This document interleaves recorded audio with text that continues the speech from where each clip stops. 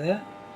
மழை காலம் ஆரம்பிச்சுன்னா இந்த பிளாஸ்டிக் பை, நெகிழி பைன்னு சொல்லுவாங்க, அது தண்ணீர் பாட்டில் எல்லாம் எங்கெங்கே கிடக்குது எல்லாம் சேர்ந்து கடைசியாக சாக்கடை வழியாக வந்து சாக்கடையை பிளாக் பண்ணிடும்.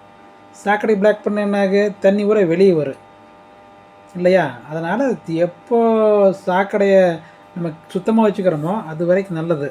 அப்புறம் இன்னொன்று, கவர்மெண்ட்டு நெகிழிப்பையை எந்த அளவுக்கு தடை பண்ணுறாங்களோ அது வாட்டர் பாட்டில், இந்த 10 ரூபா வாட்டர் பாட்டிலு, 10 ரூபா ஜூஸு இதெல்லாம் வந்து தான் அடைக்கிற காரணமே.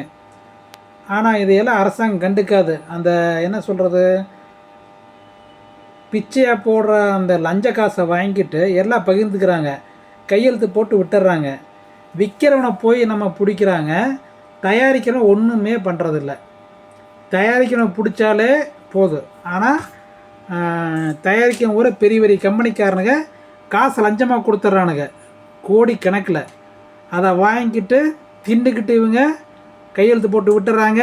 10 ரூபா ஜூஸ் எங்கே பார்த்தாலும் அந்த சின்ன சின்ன டப்பாக்கள் பார்த்தீங்கன்னா, பிளாஸ்டிக் டப்பாக்கள் அனைத்து கிடக்கு எங்கே பார்த்தாலும். நீங்கள் மழை பெய்கிற பார்த்தீங்கன்னா சாக்கடையில் அத்தனை பாட்டில் வரும், கொஞ்சம் நஞ்ச பாட்டிலே அல்ல.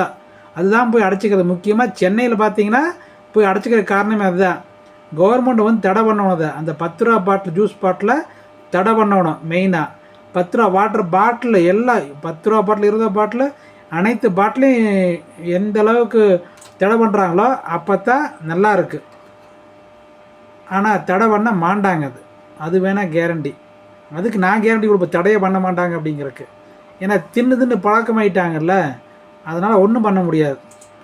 மக்கள் திருந்தோணும், அதை வாங்காமல் இருக்கணும். எங்கே போனாலும் தண்ணி கொண்டு வரணும், வீட்டிலேருந்து கொண்டு போயிடணும். அப்போ தான் நல்லா இருக்குது. நன்றி. வயிற்றுச்சலாக இருக்குது பார்க்க பார்க்க.